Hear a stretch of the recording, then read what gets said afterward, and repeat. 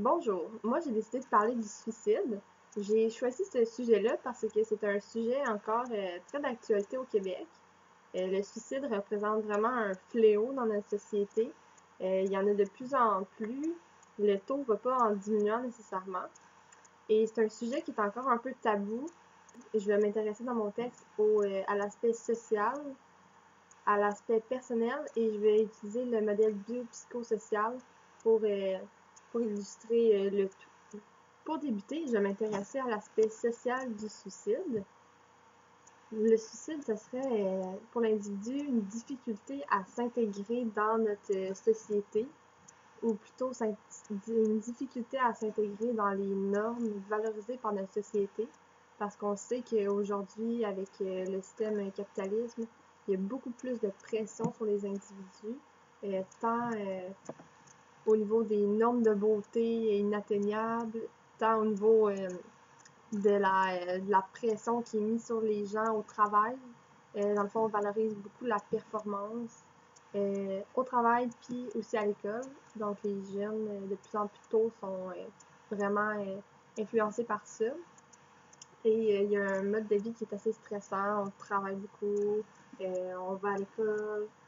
Donc, tout, tout ça mis ensemble, ça fait que certains individus vont pas se retrouver là-dedans, ou ils vont pas nécessairement cadrer dans ces normes-là, ou bien ça va juste être trop pour eux autres. Donc, peut-être avoir des tendances ou des idées plus suicidaires. Surtout si leur milieu n'est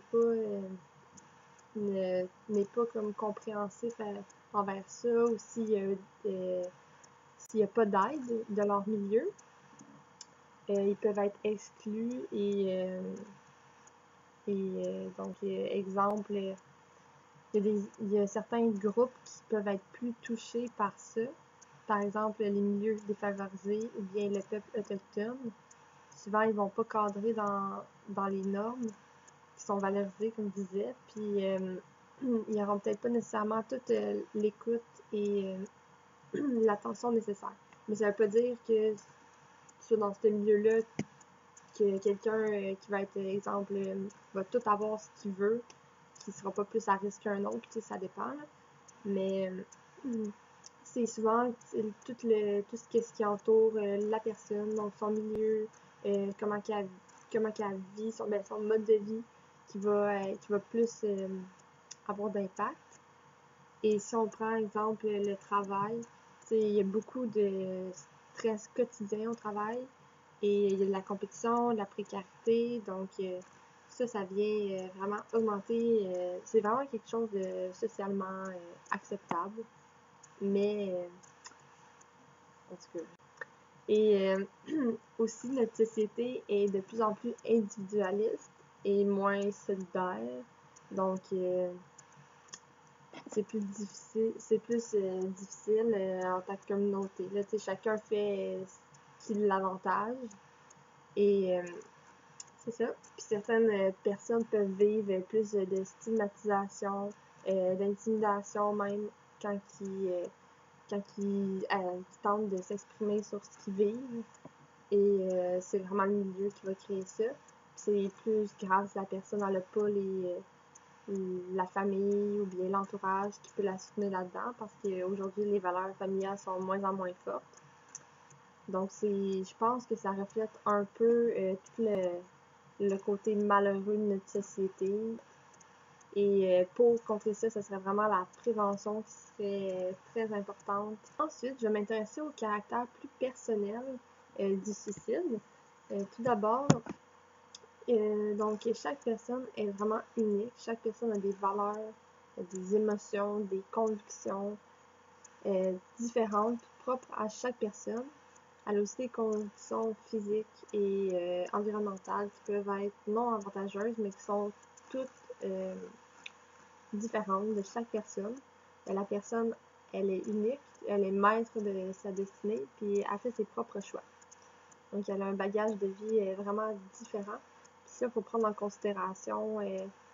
Faut le prendre en considération quand on parle de suicide. Donc, chaque personne est vraiment unique, différente, puis elle a sa façon de voir les choses qui est particulière à elle-même.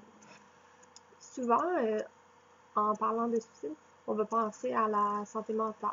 Donc, les personnes qui sont plus à risque, exemple, celles qui souffrent d'un problème d'une maladie mentale, exemple, la dépression, sans généraliser que tous les cas de suicide sont liés à la dépression. C'est sûr qu'il y a un lien à faire chez quelqu'un qui est plus dépressif, il voit plus, il a plus confiance en l'avenir, il n'y a plus de but, il n'y a plus de sens à sa vie. Donc, il y a plus de risques pour elle de faire des tentatives de suicide. Puis, tu sais, ça peut revenir fréquemment, donc c'est sûr qu'il faut beaucoup d'aide. Mais une personne qui a tendance à être plus malheureuse avoir des gros moments vraiment plus difficiles, est plus à risque, puis elle a comme un mal profond de vivre. Et tu as aussi certains traits de personnalité qui rendent une personne qui est plus vulnérable. Par exemple, tu sais, quelqu'un qui est très pessimiste, impulsif, qui a un sentiment de désespoir très fragile. Donc ça c'est comme des traits qui peuvent être plus présents. Mais souvent, tu sais, la personne elle peut être complètement bien. C'est inattendu, c'est un choc pour la famille parce que la personne elle communique pas nécessairement ce qu'elle vit, puis elle communique pas ses intentions non plus. Donc ça reste mystérieux, il n'y a pas de signe clair, il n'y a pas un moment là, tu te dis oh mon Dieu, ça va pas. Puis souvent, c'est difficile pour la famille parce qu'ils se demandent qu'est-ce qu'ils ont fait de pas correct. Mais des fois, ils ont tout fait ce qu'ils pouvaient, mais c'est la personne elle-même qui se sentait plus bien du tout, puis qu'il y avait pas, il y avait peut-être des choses, je me dis, il y avait peut-être des choses à faire, mais des fois, il n'y en avait pas non plus parce que la personne, elle voulait pas, puis ça dépend vraiment de chaque personne. C'est un stresseur pour une, ne l'est peut-être pas nécessairement pour l'autre, puis quelqu'un peut peut percevoir une situation comme complètement voir ça vraiment gros, puis pour une autre, ça va être rien. Donc, ça dépend de chaque personne, leurs caractéristiques, de leur prédisposition, de leur façon de gérer les événements, puis de leur trait de personnalité en général. Pour ce qui est du modèle biopsychosocial, c'est vraiment l'aspect théorique qui est à privilégier dans la question du suicide, parce que dans le fond, ça va venir faire le lien vraiment entre le psychologie, l'aspect social et plus personnel, parce qu'on va prendre en considération toutes les sphères de l'individu. Et c'est ça qu'il faut dans la question du suicide. Il faut avoir une vue d'ensemble sur la personne. Donc, au niveau psychologique, si elle est plus instable, comme je parlais de maladie mentale. Au niveau biologique, si elle a une maladie physique qui est contraignante, comme une maladie dégénérative, qui peut jouer sur plusieurs... Tu sais, ça peut être plus difficile pour la personne.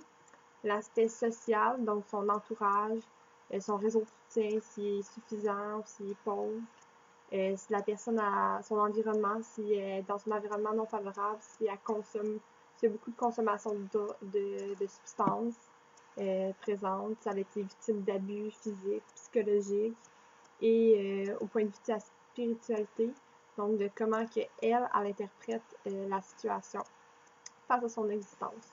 Donc, c'est ce que le modèle biopsychosocial valorise. Donc, c'est important dans le suicide de prendre tout ça, de prendre l'ensemble de la personne, puis pour pouvoir mieux l'aider. En conclusion, le suicide, ça relève autant d'un problème social que personnel. Et il faut toujours prendre en considération l'individu dans sa généralité pour mieux comprendre les causes. C'est quelque chose qui est assez complexe et j'espère dans le futur qu'il va y avoir de plus en plus de prévention puis de moins en moins de stigmatisation face à ça. Donc, C'est tout pour moi. Merci.